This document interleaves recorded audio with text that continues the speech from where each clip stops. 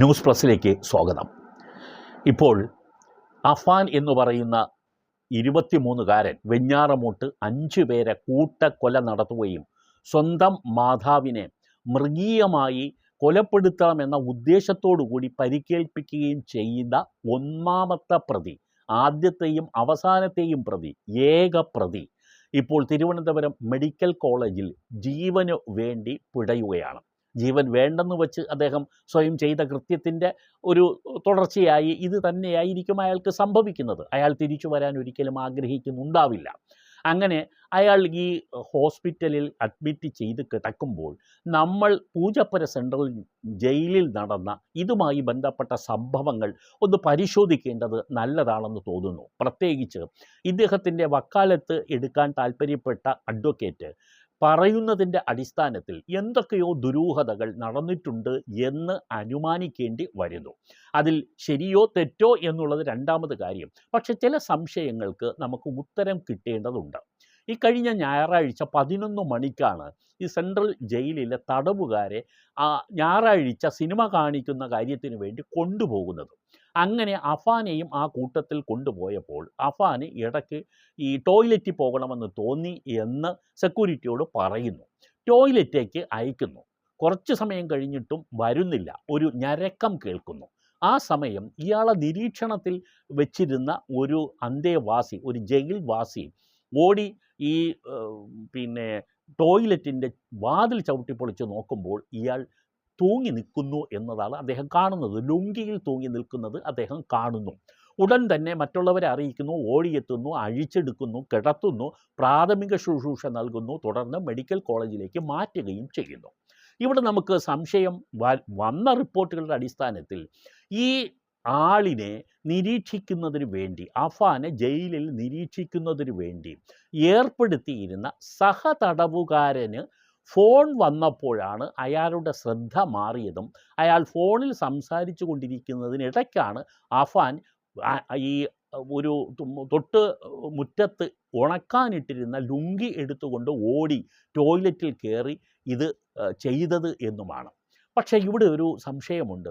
ഈ സഹതടവുകാരൻ അല്ലെങ്കിൽ ഇയാളെ നോക്കുന്നതിന് വേണ്ടി ഏർപ്പെടുത്തിയിരുന്ന തടവുകാരൻ്റെ കയ്യിൽ ഈ മൊബൈൽ ഉണ്ടോ? ഈ മൊബൈലിലാണോ അയാൾക്ക് ഫോൺ കാൾ വന്നത്? തടവുകാരന് മൊബൈൽ അനുവദിക്കാൻ പെർമിഷൻ ഉണ്ടോ? ഒരു പക്ഷേ ഈ സഹതടവുകാരന് അഫാനെ നിരീക്ഷിക്കുന്നതിനിടയിൽ എന്തെങ്കിലും വ്യത്യസ്തത കണ്ടാൽ വിളിച്ചറിയിക്കുന്നതിന് വേണ്ടി മൊബൈൽ നൽകിയതാണോ?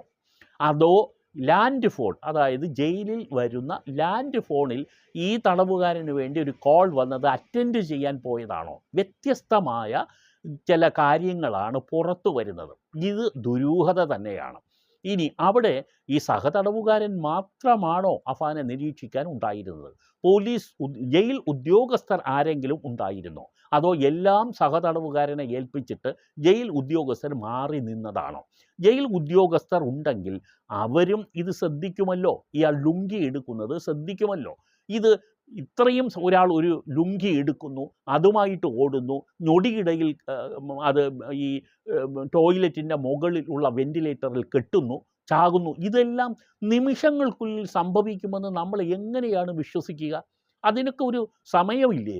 അഥവാ ഈ ലുങ്കി എടുത്തുകൊണ്ട് ഓടാൻ അയാൾ തുനിയുമ്പോൾ തന്നെ ഈ നിരീക്ഷിക്കാൻ ഏൽപ്പിച്ചിരുന്ന സഹതടവുകാരന് ശ്രദ്ധിക്കാൻ സമയം കിട്ടും എന്നാണ് ഞാൻ മനസ്സിലാക്കുന്നത്. എങ്ങനെയായാലും ഈ മിന്നൽ വേഗത്തിൽ ഒരാൾ ലുങ്കി എടുത്തുകൊണ്ട് ഓടുക എന്ന് പറഞ്ഞാൽ അയയിലിട്ടിരുന്ന ലുങ്കി വലിച്ചെടുക്കുമ്പോൾ തന്നെ ഒരുവിധം ശ്രദ്ധിക്കാൻ സമീപത്തുള്ള ആളുകൾക്ക് കഴിയും. അത് ഈ സഹതടവുകാരൻ ചെയ്തില്ലയോ എന്നുള്ളതാണ്. ഇനി സഹതടവുകാരൻ യഥാർത്ഥത്തിൽ വന്ന ഫോൺ ആരുടേതാണ്? ആ ഫോൺ തീർച്ചയായിട്ടും ഏതെന്ന് മനസ്സിലാക്കേണ്ടതുണ്ട്. അത് സത്യമാണോ? അതുകൊണ്ടാണോ അയാൾക്ക് അശ്രദ്ധ വന്നത് ഇയാളെ നോക്കുന്നതിന്?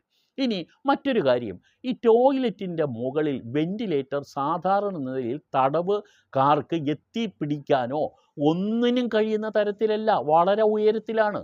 ആ ഉയരത്തിൽ എങ്ങനെ ഈ അഫാൻ കയറി ഈ തുണി ലുങ്കി അതിൽ കെട്ടി തൻ്റെ കഴുത്തിലിട്ട് മുറുക്കി? അത് എങ്ങനെ മനസ്സിലാക്കാൻ കഴിയും?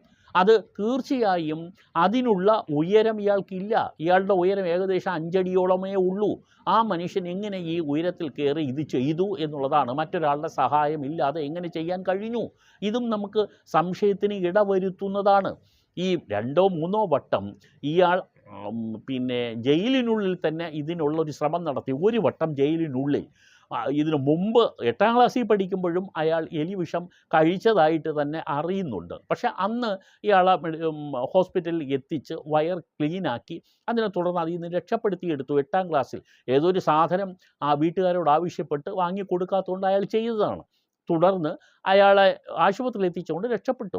പക്ഷേ രണ്ടാമത് ഈ 5 പേരെ കൊലപ്പെടുത്തുകയും മാതാവിനെ പരിക്കേൽപ്പിക്കുകയും ചെയ്തതിന് ശേഷം പോലീസ് സ്റ്റേഷനിൽ പോകുന്നതിന് മുമ്പും ഇയാൾ ഇതുപോലെ ഈ കയ്യിൽ കരുതിയിരുന്ന എലവിഷം ഉപയോഗിച്ചു. അതിനുശേഷമാണ് പോലീസിൽ പോയി അതും പറയുന്നത്. തുടർന്നും ഹോസ്പിറ്റലിൽ എത്തിച്ച് ചികിത്സിച്ചപ്പോൾ അത് പോയി. വയറ് ക്ലീനാക്കി, വയറ് കഴുകിയതിനെ തുടർന്ന് ആ പ്രശ്നം കഴിഞ്ഞു. ഇനി അതിനുശേഷം ഈ ജയിലിൽ പ്രവേശിപ്പിച്ചതിന് ശേഷം ടോയ്ലറ്റിൽ ഒരു പ്രാവശ്യം ഇയാൾ വീഴുകയോ തലക്കടിക്കുകയോ ചെയ്തതായിട്ട് പോലീസ് പറയുന്നുണ്ട്. അതും ആശുപത്രിയിൽ എത്തിച്ച് ഓക്കെയാക്കി. അപ്പോൾ ഇത് ശരിക്ക് പറഞ്ഞാൽ 4ാമത്തെ ഈ അറ്റംപ്റ്റാണ് ഇപ്പോൾ അയാൾ നടത്തിയത് എന്ന് പറയേണ്ടി വരും.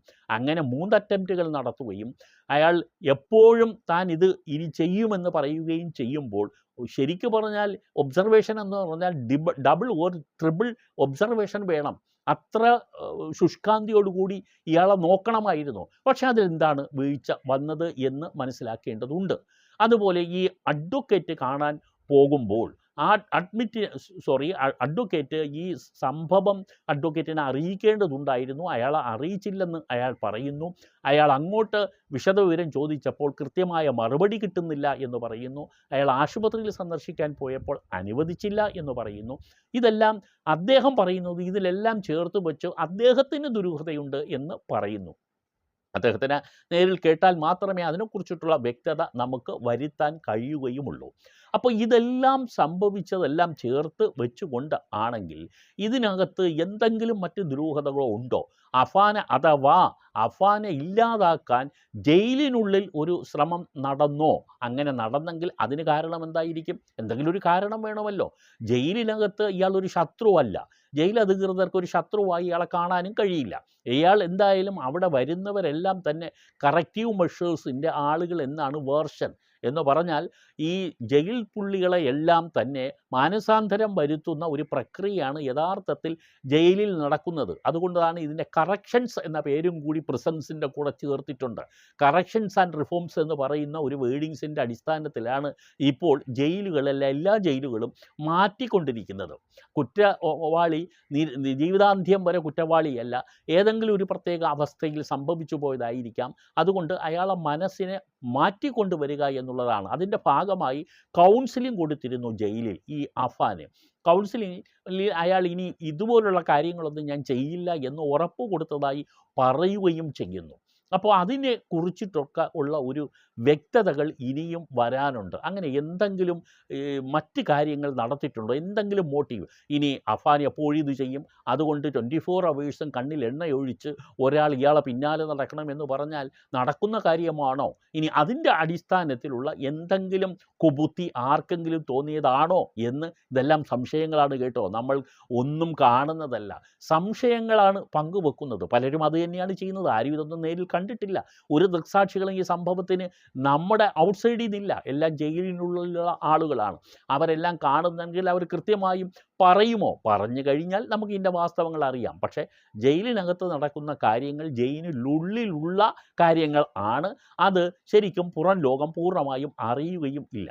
എന്തായാലും ഇതിനകത്ത് ഒരു അന്വേഷണം ഉണ്ടാകും എന്നാണ് മനസ്സിലാക്കുന്നത്.